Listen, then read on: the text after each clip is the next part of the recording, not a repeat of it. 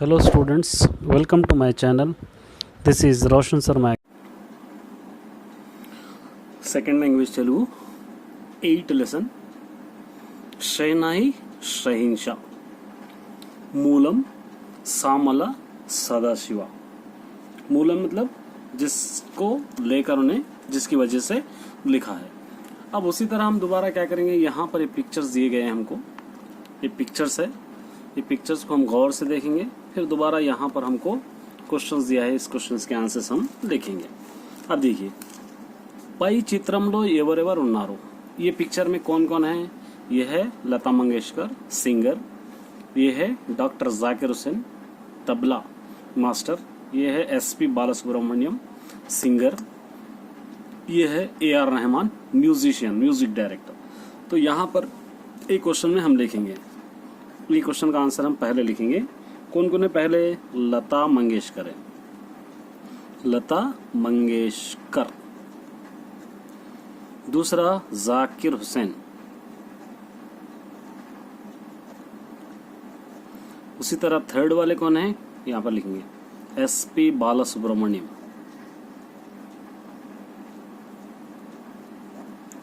Fourth वाले कौन है, AR रहमान।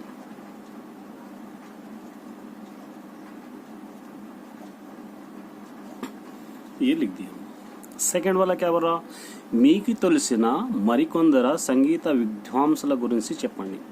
आप लोगों को मालूम रहे सो और कुछ म्यूजिक डायरेक्टर्स के बारे में लिखिए। इसी तरह के म्यूजिक डायरेक्टर्स के बारे में आप लिखिए।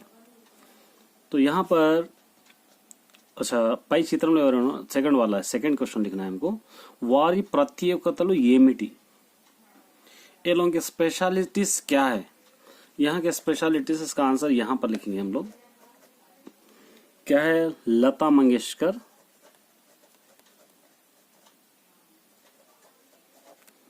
कोने गायनी सिंगर।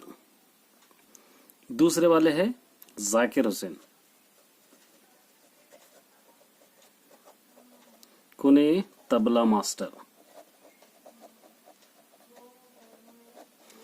थर्ड वाले कौन है, SP बालासुब्रमण्यम।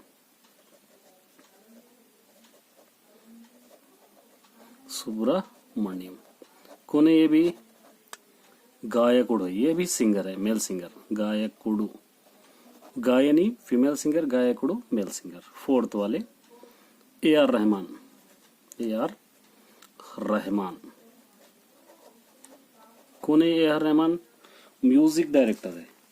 म्यूजिक डायरेक्टर को तेलुगु में क्या बोलते हैं, इसके अंदर हम लोग म्यूजिक डायरेक्टर को संगीता दर्शकुडु बोलते हैं, संगीता दर्शकुडु। ये हो गया। మీకు తెలిసిన మరికొందరు సంగీత విద్వాంసుల గురించి చెప్పండి। आप लोगों को मालूम रहे सो किसी और के बारे में आप बोलिए। आप बोल सकते हैं, कोई भी आपको जो भी मालूम है आप बोल सकते हैं और उसके बारे में आप लिख सकते हैं। जिस तरह आजकल जाएंगे तो म्यूजिक सिंगर जो चल रहा अरिजीत सिंह है, उसी तरह म्यूजिक डायरेक्टर देखेंगे आप AR रहमान भी अभी चल रहा है, या दूसरों के बारे में लिखेंगे शंकर महादेवन है। उसी तरह आप फीमेल सिंगर में देखेंगे आप लोग श्रेया घोषाल है या नेहा कक्कर है, इस तरह आप लिख सकते हैं। उसी तरह आप लोग मेल सिंगर के बारे में अरिजीत सिंह, इस तरह आप कोई भी लिख सकते हैं। और उसी तरह तबला मास्टर या दूसरे कोई भी जैसा आप लोग देखेंगे तो आप लोगों को अलग अलग तरीके के म्यूजिशियंस, जैसा जगजीत सिंह है, वो भी गजल गायकर है, तो इस तरह आप लिख सकते हैं। వీరి గురించి మనం ఎందుకు తెలుసుకోవాలి, ये लोगों के बारे में हम असल क्यों मालूम कर लेना, इसलिए मालूम कर लेना है क्योंकि ये लोग एक आम खानदान में, एक पूर फैमिली में पैदा होकर क्या करे, ये लोग एक अच्छे स्थान पर पहुंच गए और एक अपना नाम क्या करे पूरी दुनिया में रोशन करे। इसलिए क्या करना है, इसके बारे में हमको मालूम करना जरूरी है। तो इसका आंसर हम यहां पर लिखेंगे। क्या लिखेंगे इसका आंसर, వీరందరూ వీరందరూ ఒక సామాన్య కుటుంబంలో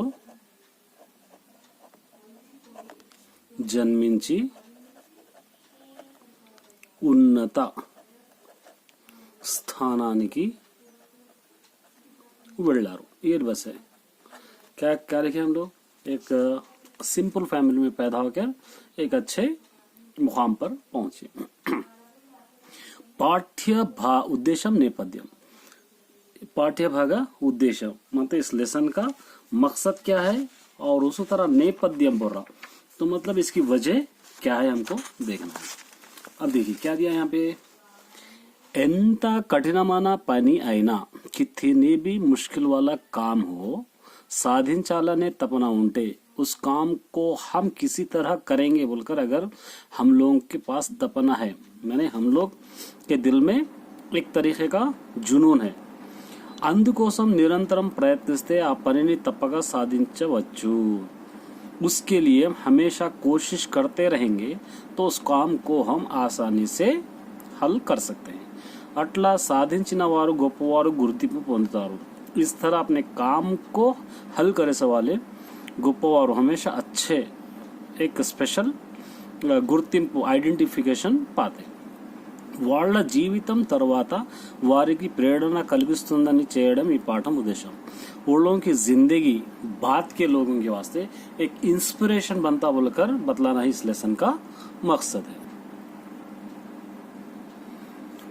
పాఠ్య భాగ వివరాలు उसके डिटेल्स क्या है देखेंगे। ఈ పాఠం వ్యాస అనే ప్రక్రియకు చెందింది। ये एक వ్యాసం है, కాంపోజిషన్ के टाइप का एक लेसन है। వివరించి చెప్పబడేదే లేదా రాయబడేదే వ్యాసం, किसी के बारे में एक्सप्लेनेशन करना या लिखना उसी को हम कॉम्पोजिशन कहते हैं। ఈ పాఠ్యం భాగం సామల సదాశివ రాసినది। ये लेसन कौन लिखे, सामल सदाशिव लिखे सो पोएम है। ये इंट्रोडक्शन है, क्या है ये पोएट का इंट्रोडक्शन।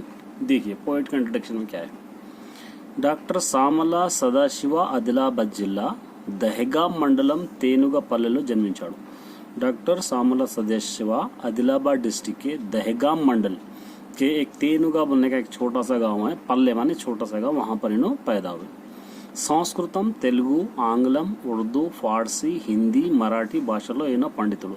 इतने भाषाओं में इन्हों पंडित थे। संस्कृत, तेलुगु, इंग्लिश, उर्दू, फारसी, हिंदी, मराठी पूरे लैंग्वेजेस को आते थे। ఉర్దూ, ఫార్సీ, మరాఠీ కవులు రచయితల సాహిత్యాన్ని ఆయన తెలుగులోకి అనువాదం చేశాడు। उर्दू, फारसी, मराठी जो पोएट लिखे थे और जो लेसन्स लिखे थे उसको इन्होंने क्या करे तेलुगु में ट्रांसलेट करके लिखे सवाल है। उर्दू साहित्य चरित्र, उर्दू के साहित्य चरित्र, उर्दू के साहित्य चरित्र मतलब साहित्य के बारे में उसकी हिस्ट्री। अमजद रुबाइलू, उसी तरह मलयाम रुतालू यादी, संगीत शिखरालू మొదలైన ఇతర इनकी किताबें इन्होंने लिखे सो ये क्या है, इन्होंने लिखे सो रचनలు है, इनके बुक्स है ये। आंध्र प्रदेश ప్రభుత్వంచే ఉత్తమ అనువాద రచయిత పురస్కారం పొందారు। आंध्र प्रदेश वाले क्या करें, इनको बेस्ट ट्रांसलेशन पोएट, ट्रांसलेटर लेखक, रचना मतलब लेखक का अवार्ड भी इनको दिए। केंद्र साहित्य अकादमी वारू अवार्ड लभिंచింది। उसी तरह सेंट्रल अकादमी वाले भी इनको अवार्ड दिए। सेंट्रल मतलब इंडिया लेवल पे। ఈయన కాకతీయ తెలుగు విశ్వవిద్యాలయ गौरव डॉक्टरेट तो सत्कరించాడు। उसी तरह इनको काकतीय यूनिवर्सिटी वाले और तेलुगु यूनिवर्सिटी वाले दोनों क्या करें, इनको डॉक्टरेट का अवार्ड भी दिए। ये हो गया पोएट का इंट्रोडक्शन। अब हम देखेंगे इसके अंदर कवि परिचय क्या क्या रहता। कवि परिचय क्या लिखना है, एग्जाम में अगर आया तो ये पूरा लिखने की जरूरत नहीं है, हमको क्या क्या लिखना है देखेंगे। सबसे पहले रचयिता पेरू, पोएट का नेम हमको मालूम है, अभी पढ़े हम, डॉक्टर सामला सदाशिवा, ये इनका नाम। उसी तरह कालम इन्हों कब के हैं, लेसन के अंदर इंट्रोडक्शन में रहता 1928 से लेकर నుండి 2012 तक थे ये कालम के। उसी तरह जन्मस्थलम, इन्हों कहाँ पर पैदा हुए, जन्मस्थलम क्या थे, आदिलाबाद जिला, आदिलाबाद डिस्ट्रिक्ट। उसी तरह दहेगाम मंडलम, ये मंडल। उसी तरह तेनुगु पल्ले, ये गांव का नाम है, यहाँ पर इन्हों पैदा हुए। अब क्या लिखेंगे, इनके रचनलु, इनके रिटन्स कौन से लेखक कौन से थे, उर्दू साहित्य चरित्र 1, अमजद रुबाइलु 2, उसी तरह मलयामा रुतालु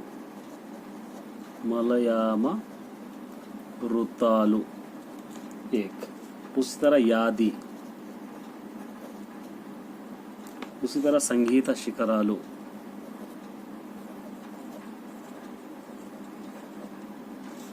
मोदलैन एटसेट्रा इनके रचन से। इसके बाद क्या लिखेंगे हम लोग,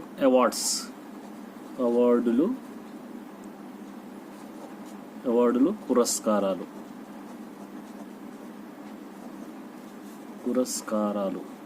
इनको अवार्ड और पुरस्कार क्या मिले देखेंगे। सबसे पहले इनको क्या दिए, आंध्र प्रदेश प्रभुत्वम, एक गवर्नमेंट वाले, प्रभुत्वम 6, उत्तम अनुवाद रचयिता पुरस्कार, ये मिला 1।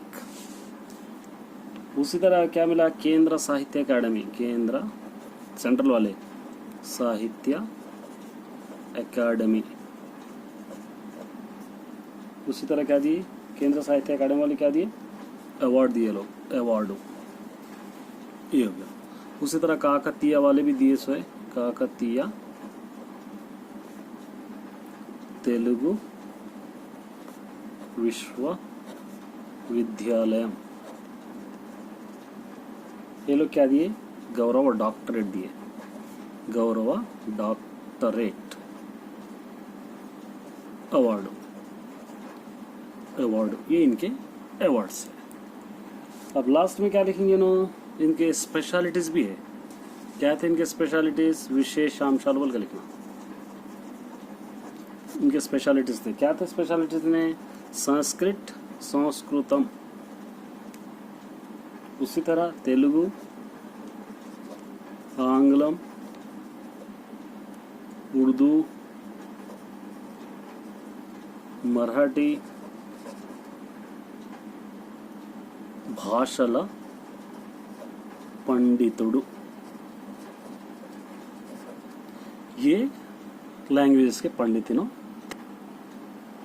अब यहाँ से आपका लेसन स्टार्ट है, ये लेसन पार्ट्स वाइज है, देखेंगे। पहले देखिए यहाँ पर क्या दिया उन्हें, 21/8/2006 రాత్రి 2:20కి 2:20 ఉస్తాద్ బిస్మిల్లా ఖాన్ అస్తమించాడన్న విషాద వార్త వెలువడింది। 21 अगस्त 2006 के रात के 2:20 पर उस्ताद बिस्मिल्ला खान अस्तमिंचाड़ू मतलब इंतकाल हो गया बोलकर एक बुरी खबर फैल गई। మన దేశంలోనే కాక ప్రపంచంలోని అనేక దేశాల సంగీతాభిమానులు సంతాపమగ్నులైన వారు అప్పుడు అతనికి వయస్సు 91। सिर्फ हमारी कंट्री में ही नहीं बल्कि पूरी दुनिया में जो जिस मुल्क में जो म्यूजिक को चाहने वाले थे वो सबको क्या करिए, एक बुरी खबर मिलते ही एकदम संतापमग्न नहीं रहो, एकदम अफसोस करने लगे। क्या करने लगे लोग?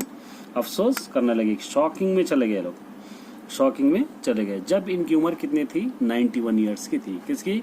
उस्ताद बिस्मिल्ला खान की उम्र 91 ईयर्स की थी। భారతదేశం ఒక నరఘతాన్ని కోల్పోయింది। इंडिया क्या करा, एक ज्वेल्स को, ज्वेल मतलब एक हीरे को खो दिया। संगीत రంగాన భారత రత్నాలు మరికొందరున్నారు। म्यूजिक में संगीत रत्नालु, भारत रत्नालु यानी हिंदुस्तान के रत्न हीरे, इंडियन ज्वेल्स और कई है। కానీ తమ సంగీతాన్ని కలకాలం నిలిపి దివ్యలోకానికి చేరుకున్న వాళ్ళిద్దరే। लेकिन हम उनके म्यूजिक को कलाकालम हमेशा के लिए रहने के लिए दिव्य लोकानिकी माने पूरी दुनिया को देकर चले गए वाले सिर्फ दोनों ही है। कौन कौन? एक उस्ताद बिस्मिल्लाह खान, दूसरी MS सुब्बुलक्ष्मी। ये दोनों ही है। इधर ना अभिप्राय, ये मेरा अभिप्राय। कौन बोल रहा है? पोएट बोल रहा है। ये मैं कह रहा हूँ, बोल रहा हूँ। असेतु हिमाचलम మందిరాల్లో పవళింపు సేవ తర్వాత నిద్రించిన దేవతల ప్రభాత సమయానికి ఉస్తాద్ బిస్మిల్లా ఖాన్ షహనాయి స్వరాలతో మేల్కొంటారు। असेतु हिमाचलम मंदिरम, असेतु हिमाचलम मंदिराल में, असेतु हिमाचलम क्या है? ये जहाँ पर हिमालय से वहाँ के जो मंदिर रहते वो मंदिरों में सेवा तरवाता, मतलब मंदिरों में पूजा वूजा हो के बाद निद्रिंచిన देवता, जो देवता देवी देवता जो सोते रहते हैं वो लोग उठते वक्त क्या करते थे? हमेशा उस्ताद बिस्मिल्लाह खान की शहनाई को सुनकर वो लोग उठते थे सुबह सुबह।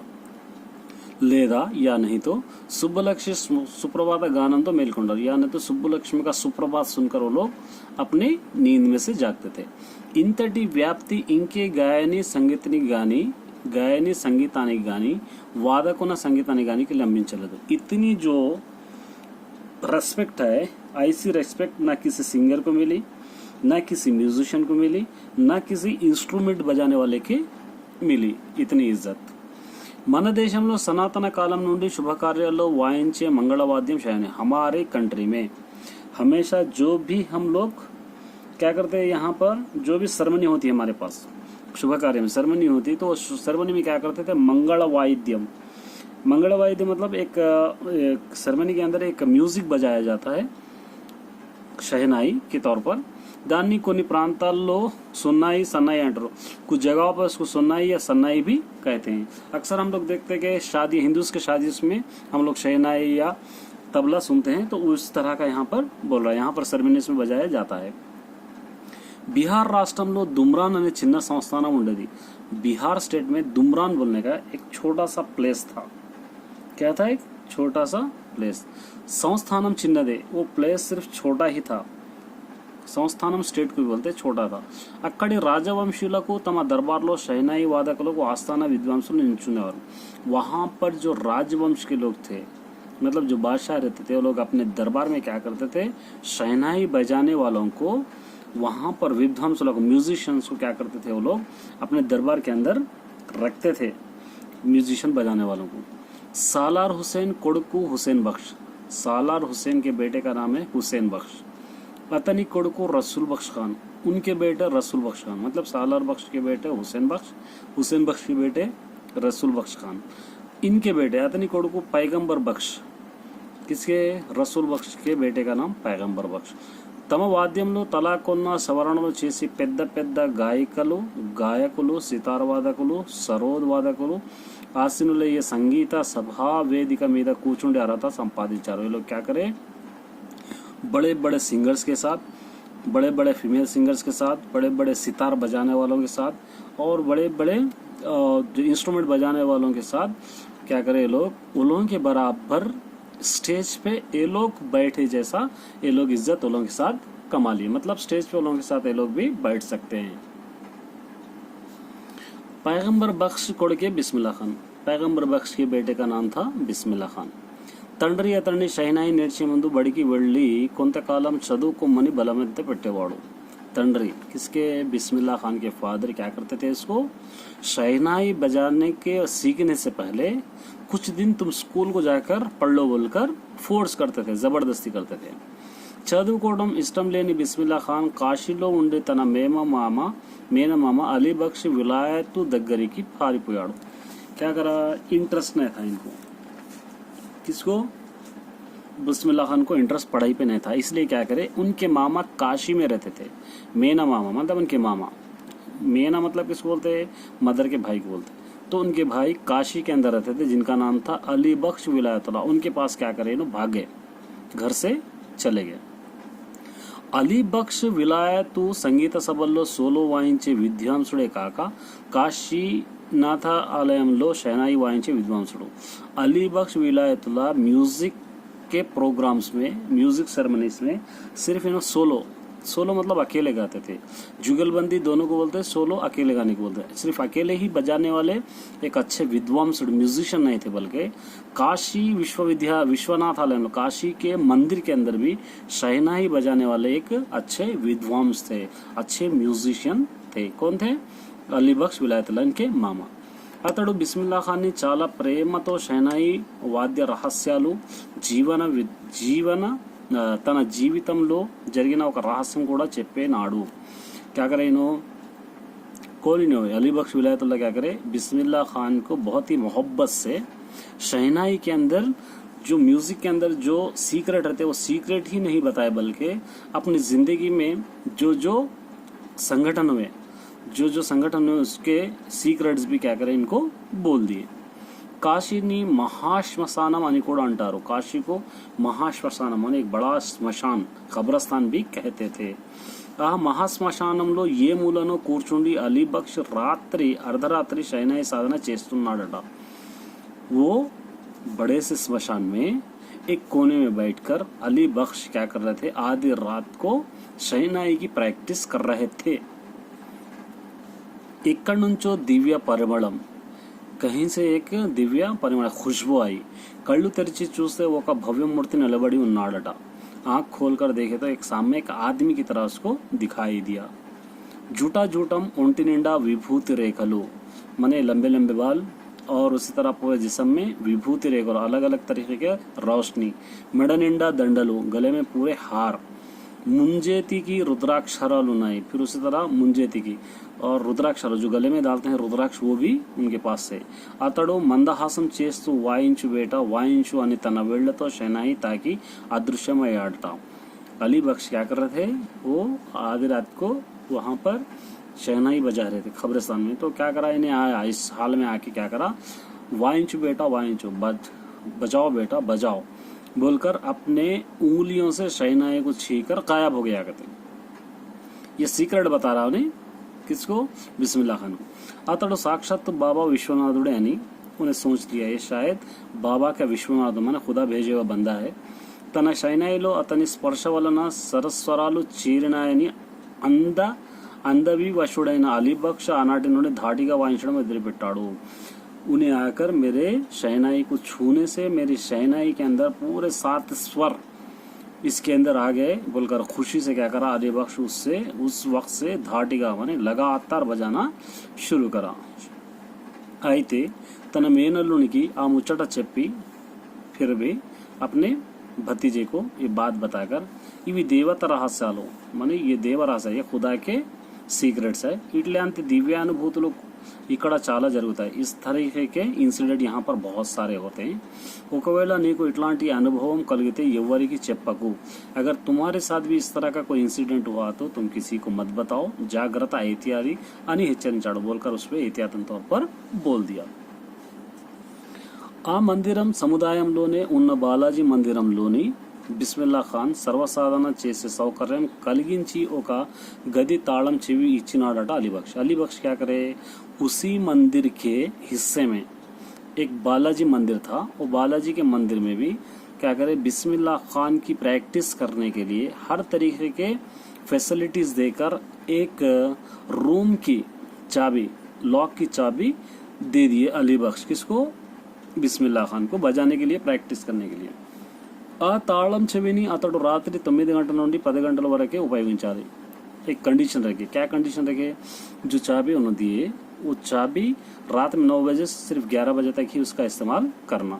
तरवाता मेरे मामा ये वाले नो, फिर बाद में क्या करना, अपने मामा जी को वो दे देना। ఒక రాత్రి బిస్మిల్లా ఖాన్ బాలాజీ మందిరం గదిలోకి లోపల నుండి గొళ్ళెం పెట్టి కూర్చుండి సాధన ప్రారంభించాడు। एक बार आधी रात को बिस्मिल्ला खान बालाजी के मंदिर के रूम के अंदर जाकर रूम के दरवाजे के जो कुंडा रहता है वो लगा लेके क्या करे, बैठ कर प्रैक्टिस कर रहे शहनाई की। అకస్మాత్తుగా ఆ గది నిండా దివ్య పరిమళం నిండుకుంది। क्या हुआ, सडनली पूरा रूम जगमगा उठा और खुशबू से। कళ్ళు తెరిచి చూస్తే అలాంటి దివ్య పురుషుడే। आंख खोलकर देखा तो उसी तरह का एक आदमी जिस तरह उनके मामा को दिखा था। బాలుడైన బిస్మిల్లా ఖాన్ భయపడి సాధన మానుకున్నాడు। बच्चे थे ना, बिल्कुल छोटे बच्चे थे बिस्मिल्ला खान। तो क्या करे, सडनली उस चीज़ को देखकर डर गए। डर के क्या करे, अपनी प्रैक्टिस रोक दिए, మానుకున్నాడు, छोड़ दिए. బజావ్ బేటా బజావ్ అని మందస్థితం చేసిన అతడు మాయమయ్యాడు. इनको भी उसी तरह बोला करते, क्या बोल के बजाओ बेटा बजाओ बोलकर क्या करा, एकदम गायब हो गया. పెట్టిన గొళ్ళెం పెట్టినట్టే ఉంది. जाके इन्हें देखा, दरवाजा खोल के तो नहीं आया नहीं कहीं. जाके देखा तो जो दरवाजे को जंजीर लगा हुआ था वो जंजीर उसी तरह था. ఆ దైవ పరుషుడు ఎటు వెళ్ళినాడో అని లాంతరు పట్టుకొని ఆ ప్రాంతమంతా వెతికాడు. जो आदमी मुझको दिखा है, जो आदमी मुझको बजाओ बेटा बजाओ बोला, वो आदमी कहाँ है बोलकर क्या करा ने पूरी तरफ ढूंढा गए. ఎవరు కనిపించలేదు, कोई भी उसको दिखाई नहीं दिए.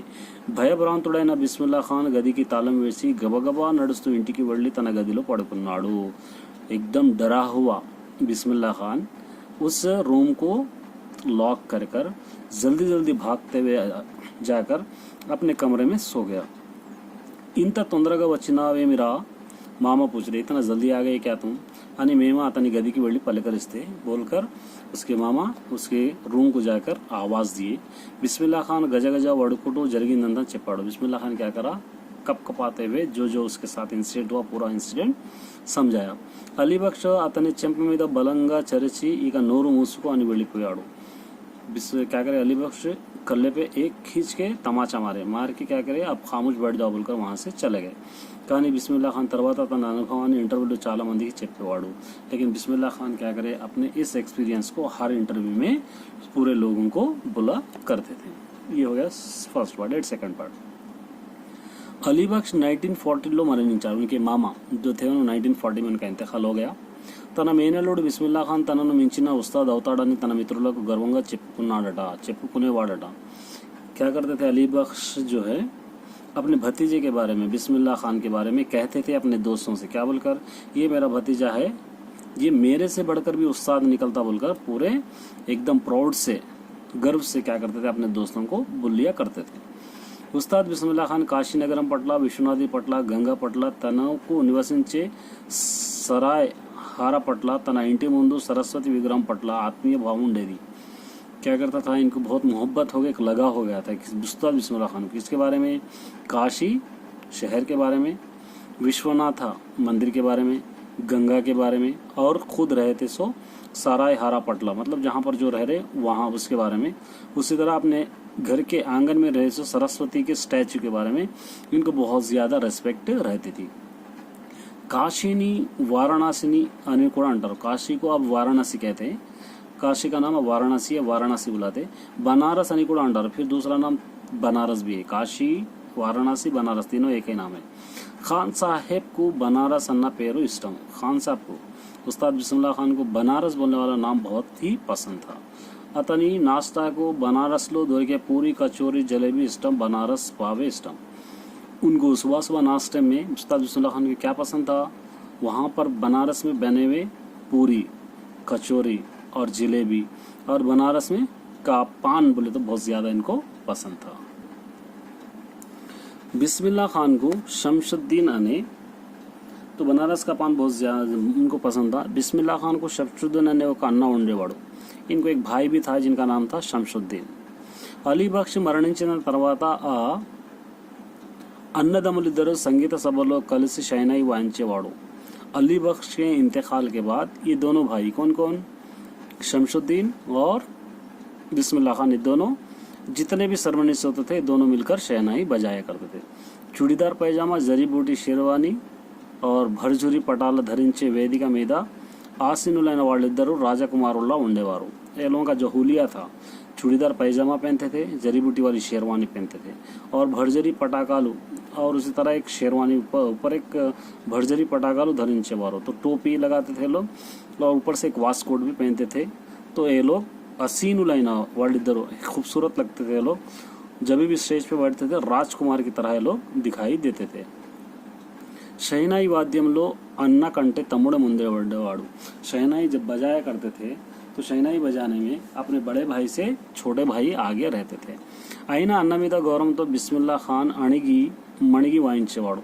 फिर भी बड़े भाई के रेस्पेक्ट से डरते डरते ज़्यादा उनके आगे जाने की कोशिश नहीं करते थे। अणिगी मणिगा माने डरते डरते अपनी शहनाई को बजाते थे। शमशुद्दीन खान अल्प वयस्సులోనే మరణించాడు। लेकिन शमशुद्दीन खान क्या हुआ, छोटी एज में इनका इंतकाल हो गया।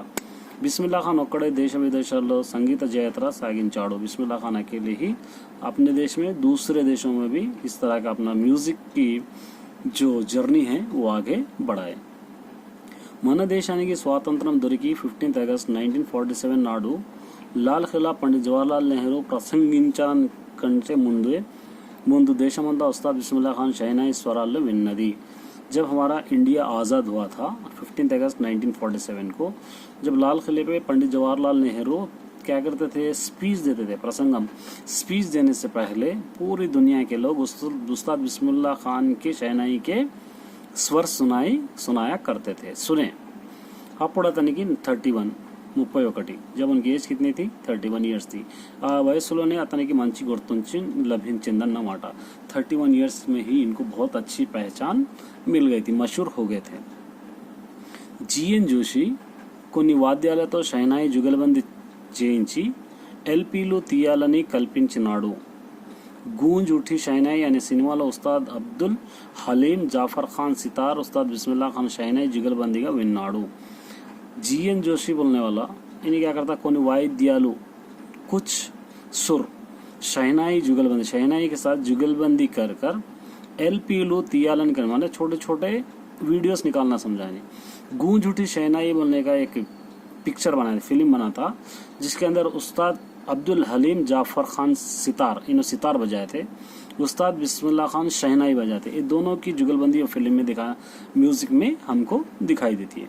अटलांटी जुगलबंदी एलपीलू जरपिंचालने जाफर खान माटलाडन। इस तरह के जुगलबंदी के और कई प्रोग्राम सुना बोलकर जाफर खान बात करा। आदि 2:3/4 माने 2 hours 15 minutes నిమిషాల రికార్డు కనుక ఇబ్బంది లేకుండా సాగింది। सिर्फ 2 घंटे 15 मिनट की 2 मिनट 15 सेकंड की जो जुगलबंदी का जो म्यूजिक था इतना ही रिकॉर्ड कर रहे थे, इसलिए कोई इसके अंदर दिक्कत नहीं हुई, जैसा 2.25 मिनट की म्यूजिक को रिकॉर्ड कर रहे थे। ఎల్పీలో సాగదు, రెండు వాయిద్యాలు స్వర విన్యాసం వేరు సాధ్యం కాదు। क्या बोला, एलपी नहीं लगा सकते, రెండు వాయిద్యాలు स्वर विन्यासम वेरो माने दोनों का सितार अलग है और शहनाई अलग है, दोनों को एक जगह मिलाना मुश्किल है అని తప్పించుకున్నాడు जाफर खान। बोलकर क्या करा, जाफर खान अपने आप को बचा लिया। आदि वास्तव में सही है, सितार अलग है और इसी तरह షహనాయి अलग है।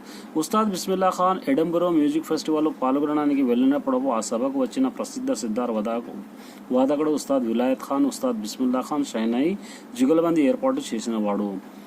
उस्ताद बिस्मिल्लाह खान एडम्बरो एक फेस्टिवल होता था, एशिया का सबसे बड़ा फेस्टिवल, वहाँ पर क्या करें, हिस्सा लेने के लिए जब गए तो वहाँ पर सबसे मशहूर सितार वादक भी थे, सितार बजाने वाले थे उस्ताद विलायत खान और उस्ताद बिस्मिल्लाह खान। दोनों क्या करें, जुगलबंदी में क्या करें, जुगलबंदी ये दोनों मिलकर यहाँ बजाने जैसा अरेंजमेंट करे। వాళ్ళ లండన్ ఆఫీసు ఏర్పాటు చేసిన కార్యక్రమం ये लंदन में था, ये लंदन के ऑफिस के लोग ये प्रोग्राम को अरेंज करे थे। आ एलपी अद्भुతంగా వచ్చిందని బాగా అమ్ముడైంది। तो उस म्यूजिक का जो एलपी बहुत अच्छा आया बोलकर क्या करे, वीडियो अच्छा आया बोलकर उस दौर में उसके म्यूजिक बहुत ज़्यादा बिकी। చాలా సంపాదించినాడు ఉస్తాద్ బిస్మిల్లా ఖాన్। ఉస్తాద్ బిస్మిల్లా ఖాన్ बहुत कमाए ఆయన అతని సంపాదన సరిపోయేది కాదు, फिर भी इसकी जो कमाई है कभी कभी बस नहीं होती थी। సంపాదించే అతడు ఒక్కడే, कमाने वाला सिर्फ इन अकेले थे। తినేవాళ్ళు 100, खाने वाले 100 लोग थे घर में। అతని కుటుంబం సభ్యులు 80 మంది, इनके खानदान के पूरे 80 लोग थे। కొడుకులు, బేटे, కోడళ్ళు, बहुएं, मनुवలు, పోత్రే, मनवरालू, पोत्रियाँ, मुनि मनवलू, पर पोत्रियाँ, पर पोतरे, मनवरांडू, इस तरह कई लोग। उसी तरह थोड़े अपने खरीब के रिश्तेदार भी खाने के वक्त क्या करते थे, इनके घर को आ जाते थे। అతను ఇంటికి వెళ్ళే కాక ఆ ప్రాంతానికి తిరిగి బీదవాళ్ళు కూడా दस्तरखान మీద కూర్చుండేవాడు। मतलब उस्ताद बिस्मिल्लाह खान का जो खाना था वो आम था दस्तरखान। तो वहाँ पर जाने वाले गुजरने वाले गरीब लोग भी जब इस तरह दस्तरखान बिछता था तो आके खा लिया करते थे। आदि बिस्मिल्लाह खान के बिस्मिल्लाह होटल गाने पेर निचिंदी, इसलिए इसके घर को बिस्मिल्लाह खान होटल बोलते थे, क्योंकि कोई भी आओ वहाँ पर खा के जाने वाला था। అతడు షియా కనుక మొహరం నెలలో ముఖ్యంగా 8 కర్బలా మైదానంలో షహీదుల వాళ్ళ కోసం ఏడ్చేవాడు. ఈయన ఉస్తాద్ బిస్మిల్లా ఖాన్ షియా थे, इसलिए मोहर्रम के महीने में मुख्यंగా 8 करबला मैदान मतलब 8 दिन, कम से कम 8 दिन, जो पहले के 8 दिन होते हैं, तो 8 दिन क्या करते थे, शहीदों के बारे में इन्हों याद करके रोया करते थे. नोहो ख्वान చేసేవాడు, నోహో ఖ్వాన్ करते थे. करुणा रसा प्रधानమైన मर्सियालो वायु तिरगवाड़ो, ये जो करुणा मरसा ये मर्सिया ये क्या करते थे, शिया लोगों में बजाते थे, ऐसे म्यूजिक इन्हों बजाते हुए फिरते थे. వాడంతా ఏడుస్తూ అతని వెంట తిరిగేవాడు. तो क्या करते थे ना, रोते हुए बस्ती बस्ती फिरते थे, फिर के वो शहीदों को याद करके रोया करते थे. అవసరమైన సందర్భంలో తప్ప అతడు ఎన్నడూ విచారం పక్కన जाए, इनको सिर्फ ज़रूरत रहे सो खुद ही क्या करे, तकलीफ जाहिर करे, लेकिन हमेशा कभी तकलीफ जाहिर नहीं करे. ఎప్పుడూ నవ్విస్తుండే ఉండేవాడు, హమేషా హస్తేవే और हंसाते हुए रहते थे. తాను బనారస్లో విన్న విద్యారి దేవి, కాశీబాయి, రసూలన్ బాయి, సిద్ధేశ్వరి దేవి ఎంతో గొప్ప పాడేవాళ్ళు తన ఇంటికి వచ్చే శ్రోతలకు సంతోషంగా వినిపించేవాడు. ये जो है विद्याधरी देवी, काशीबाई, रसी, पूरे सिंगर्स थे, अच्छे सिंगर्स थे. ये लोग कभी भी इनके घर को आते थे तो इनके घर में आए तो इन्हें क्या करते थे, शहनाई बजा के अपना म्यूजिक सुनाया करते थे. తన తర్వాత తన వాళ్ళంతా ఏమైపోతారో అని రంది ఎప్పుడూ ఉండేది. इनको एक हमेशा अफसोस रहता था कि मेरे बाद मेरे घर वालों का क्या होगा, बल्कि हमेशा इनको तकलीफ रहती थी. ఎవరి అదృష్టం వాళ్ళది అని పూరిస్తుంచుకునేవాడు. फिर कभी कभी सोचता था कि जिसकी किस्मत उसके साथ, बोलकर इन्हों कभी सोच लिया करते थे. పాశ్చాత్య దేశాల్లో ఉస్తాద్ అలీ అక్బర్ ఖాన్ సరోద్ వాదం వింటూ, పండిత్ రవిశంకర్ సితార వాదనం వింటూ ఆ దేశాల సంగీత ప్రియులు చాలా కాలం ఆనందం ఉన్నారు కనుక ఉస్తాద్ బిస్మిల్లా ఖాన్ ఎల్పీలో ఆ దేశాలకు చేరిన తర్వాత అతడు చేరిన కచేరీ షైనాయి వాయించగా వినాలని ఊబలాట పడ్డారు. क्या फॉरेन कंट्रीज को जब इन उस्ताद अली अकबर सरोद के इनके जो म्यूजिक्स है ये सुनते हुए, पंडित रविशंकर के सितार भी ये लोग सुनते थे, तो ये दोनों के जो सितार म्यूजिक सुनकर बहुत खुश वाले, माने म्यूजिक को चाहने वाले कई दिन तक खुश थे. उसी तरह उस्ताद बिस्मिल्लाह खान एलपी ये लोग जब इस प्रोग्राम के अंदर, इस सेरेमनी में जब जाते थे, तो वहाँ के लोग क्या करते थे, जिद करते थे कि ये लोगों की भी म्यूजिक हम लोगों को सुनना दिल बराबर कर क्या करते थे, लोग जिद करते थे, ఊబలాట పడ్డారు, జిద్ करते थे. किसकी, బిస్మిల్లా ఖాన్ और ఎల్పీకి. 1966లో ప్రతిష్టాత్మకమైన ఎడంబరో ఫెస్టివల్లో పాల్గొనవలసిందిగా భారత ప్రభుత్వమే అతన్ని కోరింది. 1966 में एक रेस्पेक्टेबल एडम्बरो फेस्टिवल, एक फेस्टिवल होती है वहाँ पर, वो फेस्टिवल में गवर्नमेंट ऑफ इंडिया बोली, किसको बोले, उस्ताद बिस्मिल्ला खान को बोलेगे तुम जाकर उस प्रोग्राम में हिस्सा लेना. हज यात्रा में विजिट करने एडम्बरो फेस्टिवल पाल्गొన్నాడు. जब उस्ताद बिस्मिल्ला खान हज करने के लिए गए थे तो हज खत्म होते ही साथ ही क्या करें, एडम्बरो फेस्टिवल में हिस्सा लिए. ఆ ఫెస్టివల్లో పాల్గొన్న వాళ్ళందరూ సంగీత శిఖరాలకు చేరుకున్న కళాకారులే. उस फेस्टिवल में जितने भी लोग गए थे वो पूरे लोग म्यूजिक में आसमान की ऊंचाइयां छीने वाले थे, उतने मशहूर थे. और फेस्टिवల్లో షైనాయి तो బిస్మిల్లా ఖాన్ చేసే స్వర విన్యాసాన్ని గమనించి సంగీత ప్రియులు సామాన్యులు ఆనందంగా परवाशन పొందుతారు. उस फेस्टिवल में जो शहनाई बजाए उस्ताद बिस्मिल्ला खान, वो देखकर वहाँ के लोग बहुत ही ताज्जुब में लगे और एकदम सोचने में लगे कि इतना अच्छा इन्हों बजा रहे. తర్వాత ఖాన్ సాహెబ్ విదేశాలకు వెళ్ళడం పట్ల ఆసక్తి కలిగింది. उस प्रोग्राम के बाद उस्ताद बिस्मिल्ला खान को दूसरे कंट्रीज में फिरने का मौका मिला और इंटरेस्ट भी बढ़ा.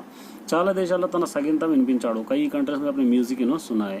మొదట్లో బిస్మిల్లా ఖాన్ షహనాయి వాదకులకు వాయించే చైతి, కజీరి, సావని, టూమ్రి మొదలను వాదించేవాడు. ये इनके सुर के नाम है. ये कजरी, सावनी, टूमरी, ये क्या करते थे, उस्ताद बिस्मिल्ला खान ये बजाया करते थे लोगों के लिए, ऑडियंस के लिए. अभी సాధారణంగా మిశ్రా ఖామచ్, మండ్, मिश्रपीरू लांटे रागल होंगे, ये राग के नाम है. ये राग के, तो इस तरह सिंपली ये राग के रूप में इनके जो बजाय शहनाई रहती थी इन आवाज़ों में रहती थी. తర్వాత మేనమామ దగ్గర ఖయాల్ రాగాలు నేర్చుకున్నాడు. उसके बाद उनके మేనమామ के पास खयाल ये राग सिखाए. ये म्यूजिक के वर्ड्स है, इसको समझना थोड़ा मुश्किल रहता. అతడు నేర్చుకున్న రాగాలు యమన్ కళ్యాణ్, పూర్య, मुल्तानी, भाग्यश्री, ललत, కేదార, భైరవ్, భైరవి, రాక్షసాధన చేసి ఆ రాగాల మీద సంపూर्ण అధికారం संपादिंचाड़ू। ज्यादातर इन्हें क्या करते थे, ये राग गाया करते थे। इसके अंदर पूरा कंप्लीटली इन्होंने ये राग अपने शहनाई में निकाल कर लोगों को सुनाया करते थे। साधना को ज़्यादा प्राधान्य इచ్చేవాడు, प्रैक्टिस को बहुत इंपॉर्टेंस देते थे। उस्ताद తెల్లవారు లేస్తేనే पहले नमाज फिर रियाज అనేవాడు। उस्ताद बिस्मिल्लाह खान क्या करते थे, सुबह में उठते सबसे पहले क्या करते थे, पहले नमाज बाद में रियाज, मतलब रिहर्सल। पहले नमाज पढ़ूंगा बाद में रिहर्सल करूंगा कहते थे। అంటే తొలుత నమాజ్ తర్వాత రాగ సాధన। ये सबलों अतनी यमन कल्याणम इष्ट रागम। कोई भी प्रोग्राम में यमन कल्याण राग को बहुत गाते थे, बहुत ज़्यादा इनको पसंद था। आ रागाన్ని అద్భుతంగా వాయించేవాడు। इस राग को बहुत ही अद्भुत से बजाया करते थे। सरस्वती विग्रह अतनी इंटी मंदिर उंडे नाये। सरस्वती का जो स्टैचू है हमेशा इनके घर के सामने रहता था। बाबा विश्वनाथ अतनी वाद्यंलो अमृतसरम चिलिकिंचिनाडायने। विश्वनाथ, बाबा विश्वनाथ बोलने वाले क्या करा, इनकी जो राग है, कौन सा राग, इन जो शहनाई बजाते थे उसके अंदर अमृतसरम, एकदम अमृत की तरह मिठास वाला राग रहता बोलकर उन्हें कहता था। ఈ నమ్మకాలు అతనిలో దృఢమైన ఆత్మవిశ్వాసాన్ని కలిగించాయి। ये जो बातें हैं, ये बातें पूरे उनको एक तरह का पुख्ता यकीन दिला दिए। कोई भी तारीफ करे तो बहुत खुशी उनको होती थी। 26 జనవరి 1950 మొదటి గణతంత్ర దినోత్సవం ఉస్తాద్ బిస్మిల్లా ఖాన్ కాఫీ రాగంలో వాయించిన ఖయాల్తో ప్రారంభమైంది। 26 जनवरी को 1950 में हमारे पास क्या होता है, रिपब्लिक डे हुआ था, कॉन्स्टिट्यूशन डे। तो उस्ताद बिस्मिल्लाह खान क्या करे, काफ़ी रागम माने काफ़ी का राग वहाँ पर शुरू करे गाकर। कहाँ पर, लाल किले में। अतोड़ ये रागम वाయించిన అద్భుతంగానే వాయించేవాడు। कोई भी राग गया, कोई भी गाना गाया, बहुत ही अच्छी तरह गाते थे, ज़बरदस्त गाते थे। అయినా తన सच्चा सुर अंटे स्वच्छమైన स्वरम దొరకలేదని आवेदन पड़ावड़े। कभी कभी सच्चा सुर माने सच्चा सुर कभी नहीं मिला। इन्हें इतना अच्छा गाने के बावजूद भी, लोग बहुत तारीफ करने के बावजूद कभी कभी इन्हें महसूस करते कि शायद मैं अच्छा नहीं बजाया। आवेदन माने एकदम परेशान हो जाते थे। ఎంతటి అదృష్టవంతులకు ఒక सच्चा सुर लभिస్తుంది। कितने खुशकिस्मत लोगों को क्या होता, एक सच्चा सुर मिलता। अल्लाह नाकू अही का संपदनी वद्दू, बुरा अल्लाह मुझको कोई भी दौलत नहीं चाहिए, उसका सच्चा सुर प्रदान, सिर्फ में एक सच्चा सुर दे दो అని నిరంతరం ప్రార్థించేవారు। बोलकर हमेशा उन्होंने खुदा को प्रार्थना करते थे, इबादत करते थे। सच्चा सुर అంటే స్వచ్ఛమైన స్వరం। सच्चा स्वर का मतलब सच्चा स्वर, सच्ची आवाज़। అతడు హాస్యప్రియుడు, ఇನ್ನು హమేషా హస్తి रहते थे। ఎప్పుడు ఫర్నిచర్ లేని తన పాత హవేలీలో తన గదిలో కూర్చుండి తనను చూడవచ్చిన వాళ్లను సాధారణంగా ఆహ్వానించి చాలా సంతోషంగా సంభాషణ జరిపేవాడు। हमेशा अपने घर में फर्नीचर कुछ भी नहीं था, इनके पास कोई फर्नीचर नहीं था, पुरानी हवेली थी और वही अपने पुराने एक रूम में बैठकर उसको देखने के लिए जो भी आते थे उनको एकदम सिंपल तरीके से बुलाता था और एकदम अच्छी तरीके से उनके साथ संभाषण करता था, गुफ्तगू करता था। చలిపిగా నవ్వేవాడు, एकदम मुस्कुराता था। తన మాటలతో వాళ్ళని నవ్వించేవాడు, अपनी बातों से उनको हंसाता भी था। చిన్న పెద్ద భేదం లేదని, తన కీర్తి పట్ల భేషజం లేదు, सादा सीधा मनुष्य, छोटे या बड़े कुछ भी नहीं, बल्कि उसकी इज्जत जो है वो सबकी वजह से बोलकर उन्हें सिंपल रहने वाला आदमी था। सामान्युల मनुष्य, एकदम गरीबों का आदमी। बनारस इरुकु संదులో అతడు ఉన్నంత కాలం साइकिल रिक्शाले తిరిగేవాడు। बनारस के जो फंसी हुई गलियों में रहता था, वो गलियों में, छोटे छोटे गलियों में रहता था और जिंदगी भर उन्हें जब तक रिक्शा के अंदर ही फिरते थे, साइकिल रिक्शा के अंदर फिरते थे। కానీ కార్ల కోసం వెంపర్లాడేవాడు కాడు, कभी भी कारों के वास्ते नहीं भागे। తనకంటే పెద్దవాళ్ళైనా, अपने से बड़े रहो, समानुलैना या बराबर रहो, गायनी गायकुలకు గౌరవించారు। जो सिंगर्स रहते थे उन लोगों को रेस्पेक्ट देता था, चाहे छोटे रहो चाहे बड़े रहो। అతని సమయస్కారాలు కిరాణా ఘరానాలు చెందిన గాయ గంగూబాయి హంగల్ అతడిట్లా 90 ఏళ్ల వరకు స్వరాలు సాధించడంలో పట్టుకొని షైనాయి వాయించినాడో, గంగూబాయి హంగల్ కూడా 19 ఏళ్ల దాటిన పడుచున్నాడు, పాడినట్లే పాడగలదు। इनके साथ अभी एक थी जिसका नाम क्या था, समझ में, किराणा घराना चंदिना गंगूबाई हंगल। जिस तरह 90 ईयर्स तक अपने सुर शहनाई के लोगों को बजाते रहे, तो गंगूबाई हंगल भी 90 ईयर्स तक लोगों को अपने गाने सुनाते ही रही। इटीवल आमे तो कल पाड़ मधुरगा कृष्णा हंगल बोलने वाला भी क्या करा, इसके साथ उस्ताद बिस्मिल्लाह खान के साथ और गंगूबाई हंगल के साथ मिलकर गाने का मौका मिला। अंटे आमे कूतरू मतलब उसकी बेटी, किसी बेटी यहाँ पर है गंगूबाई हंगल की बेटी मधुरा कृष्णा हंगल। इनो भी गए किसके साथ? उस्ताद बिस्मिल्लाह खान के साथ। మరణించిన వాళ్ళు ఇప్పుడు గంగూబాయి హంగల్ కచేరీలు పాడడం లేదు। क्या हो गया? ये मधुरा गायनी कृष्णा हंगल इसकी बेटी का इंतकाल होने की वजह से क्या हो गया? ये जो गंगूबाई हंगल इन्हें क्या करी, अब कचेरियाँ करना छोड़ दी, गाना गाना छोड़ दी उसकी लड़की के इंतकाल की वजह से। गंगूबाई हंगल లాంటి ప్రఖ్యాత గాయకులు గాయకులకు అతని అంత్యక్రియలో హాజరన్నారు। गंगूबाई हंगल के जैसे बड़े बड़े लोग क्या करें, इनके अंत्यक्रियालो, उनकी बेटी की अंत्यक्रिया मतलब उनकी बेटी के क्रियाक्रम में हिस्सा ले। చాలా మంది సంతాప సందేశాలు भेजाరు, कई लोग अफसोस जताकर लेटर्स भी भेजे। संगीत सभलो शहनाई वाయించే हिंदू पंडितुలు ఉన్నారు। इन जो भी संगीत के सभा जो प्रोग्राम्स करते थे वहाँ पर हिंदू पंडित रहते थे। मुस्लिम उस्तादुలు ఉన్నారు, मुस्लिम के उस्ताद रहते थे। बनारसలో చాలా ఉన్నారు, बनारस में ऐसे कई लोग हैं। ఇతరత్ర ఉన్నారు और दूसरे लोग भी है। అయితే మొదట ఆలాప్ వినగానే బిస్మిల్లా ఖాన్ ఎవరో ఇతరులు ఎవరు గుర్తించగలం, लेकिन म्यूजिक सुनने के बाद बिस्मिल्लाह खान कौन है, दूसरे वजह से कौन से म्यूजिक है आसानी से वो लोग पहचान लेते थे। మన దేశం షహనాయి వాయిద్యం సాగుతూ ఉండేది। हमारे देश में शहनाई की म्यूजिक हमेशा बजती ही रहती, కానీ उस्ताद बिस्मिल्लाह खान लागा వాయించే గంధర్వుడు దొరకడు। लेकिन मतलब शहनाई बजाने वाले बहुत मिलेंगे, लेकिन उस्ताद बिस्मिल्लाह खान की तरह बजाने वाले कोई भी नहीं मिलते। सादा सीधा జీవితం గడిపిన ఉస్తాద్ సాదా సీదాగా వెళ్ళిపోయాడు। एकदम सादा सीधी जिंदगी बिताए वाले ఉస్తాద్ బిస్మిల్లా ఖాన్ సాదా సీదా ही चले गए। అతడు పోయినందువలన మన దేశం ఎలాంటి సంపదను ఎలాంటి వైభవాన్ని కోల్పోయాడో చెప్పలేం। इनका इंतकाल होने से हमारी कंट्री किस तरीके के दौलत को, किस तरीके के एक्सपीरियंस को खो गए, हम इसको बता नहीं सकते। यहाँ से अब ग्रामर अब देखिए, ఈ పాఠం చదవండి, పర్టికులర్స్ పేరాల విషయాలు కాదండి। ये जो फिफ्थ पेरा शीर्षिका, फिफ्थ पेरा, 8 पेरा, 15 पेरा, ये शीर्षिका वालों का एक नाम लिखना है। तो फिफ्थ पेरा में क्या है, सिक्स्थ पेरा में क्या है, ये लिखना है। तो फिफ्थ पेरा अगर आप पढ़ेंगे तो यहाँ पर आपको मिलेगा शहनाई स्वर साधना, ये मिलता आपको, ये आपको वहाँ पर मिल जाएगा। इसके अंदर क्या है, शहनाई साधना, यहाँ पे सेम लिख सकते हैं, शहनाई साधना एक है। इसके साथ साथ अन्नदमुलु लिखना, अन्नदमुलु, ये आपको ये पैराग्राफ में मिल जाता है। 15th पैराग्राफ में क्या मिलता, बिस्मिल्लाह खान आत्मविश्वासम बोल के लिखना, बिस्मिल्लाह खान आत्मा विश्वासम, ये यहाँ पर हो गया। अब उसी तरह यहाँ पर देखिए, ये पैराग्राफ को पढ़ना, पढ़ के इसको क्या करना, पीछे फिलअप्स दिया लिखना। సుబ్బులక్ష్మి చిన్న వయసులోనే తన సంగీతాన్ని భక్తి तत्वानी अंकितम చేసింది। सुब्बुलक्ष्मी अपने बचपन में ही क्या करी, अपनी म्यूजिक को और अपनी म्यूजिक के अंदर डेडिकेशन को डेडिकेट कर दी। मीरा, तुकाराम, सूरदास, कबीर, तुलसीदास ये पूरे భక్త కవుల భజనాలు గీతాలతో పాడు అండాల్, करड़ायल, अव्वयार మొదలైన తమిళ సాధక కృతకులు కూడా పాడింది। ఈ गाने गाए पूरे, ये पूरे गाने गाए वाले हैं कौन, सुब्बुलक्ष्मी।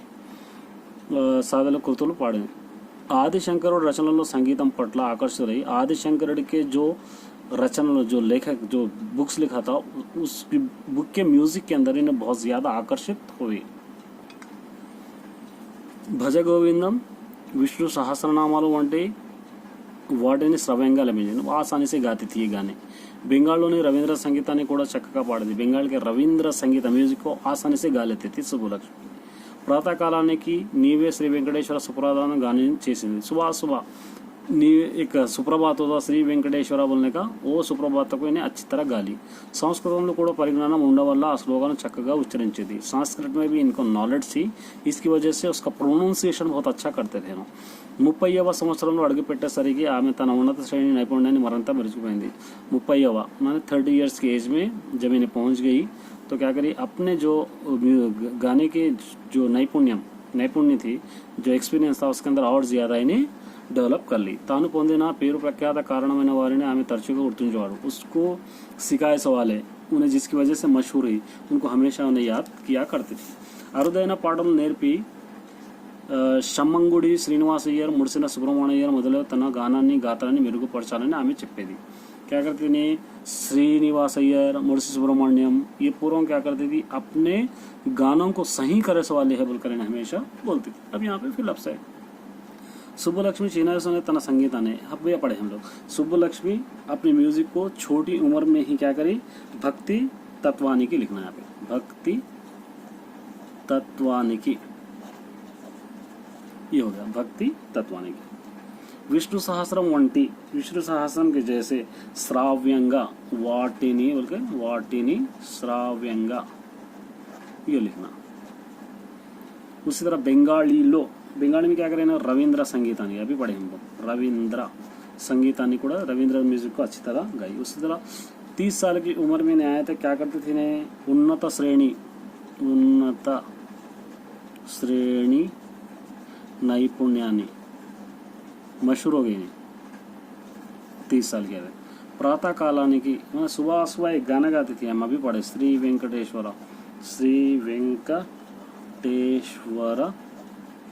सुप्रभातम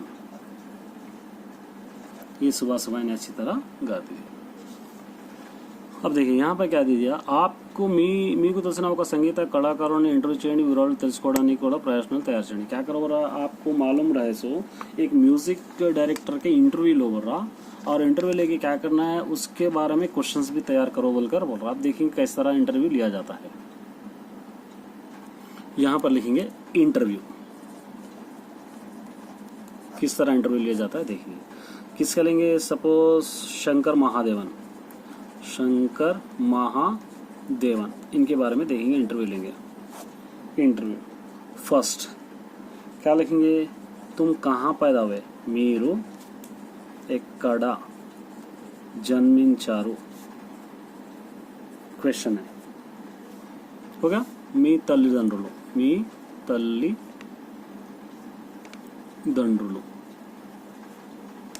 आप कहाँ पर पैदा हुए आपके माँ बाप कौन है हो गया. दूसरा क्या लिखेंगे हम लोग मी संगीता अभिलाष संघटनलु చెప్పండి. क्या लिखे हम लोग आपके म्यूजिक में क्या क्या इंटरेस्ट कैसा है वो संगठन कैसा हुआ आप एक बार बोलो. उसी तरह आपके फेवरेट सिंगर कौन है मी आदर्श संगीता गायकुलेवरु लिख सकते हैं. फोर्थ वाला लिखेंगे क्या लिखेंगे మీకు నచ్చిన పాట आपको पसंद है सो गाना एक बोलो लिखिए.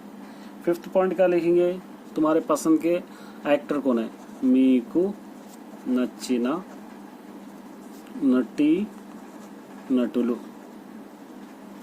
ఎవరు लिख दिए. सिक्स वाला पॉइंट क्या लिखेंगे यहाँ पे आपका पहला म्यूजिक डायरेक्टर दीजो पिक्चर कौन सा है मी मोदटी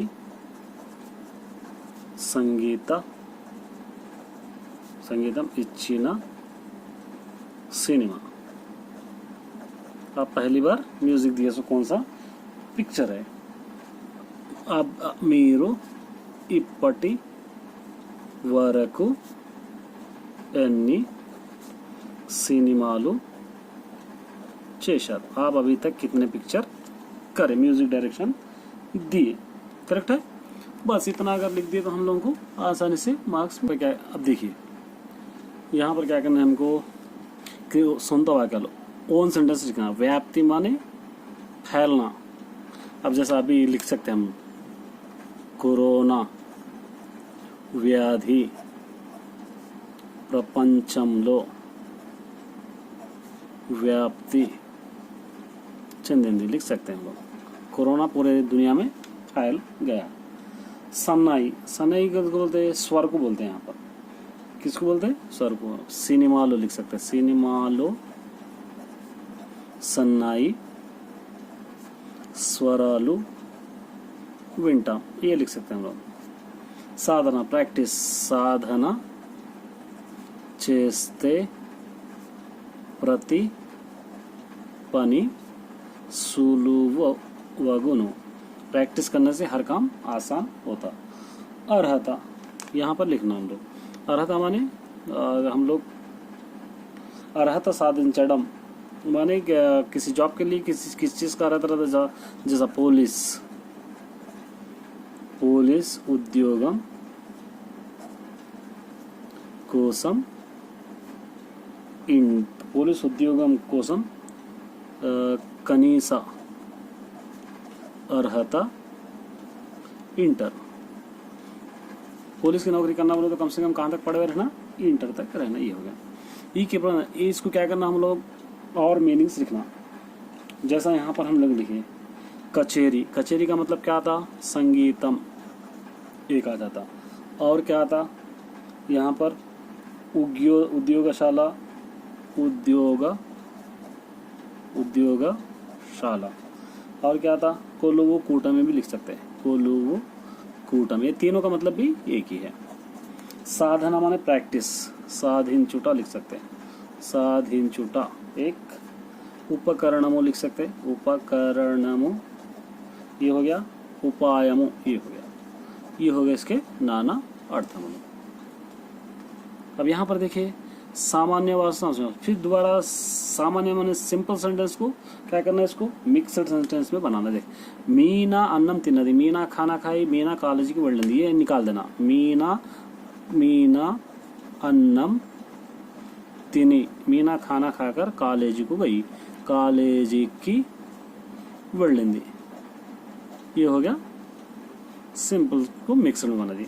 लतीफ अंगड़ी की बढ़ार, लतीफ क्या करा, मार्केट को गया, लतीफ पूरा गया, लतीफ क्या करा, तरकारियां लाया। तो लतीफ क्या करा, लतीफ अंगड़ी की వెళ్ళి जाकर కూరగాయలు తెచ్చాడు। लतीफ बार बार बोलने की जरूरत नहीं। लतीफ मार्केट को गया, लतीफ तरकारियां लाया, नहीं लतीफ मार्केट को जाकर लतीफ तरकारियां लाया, हो गया ये।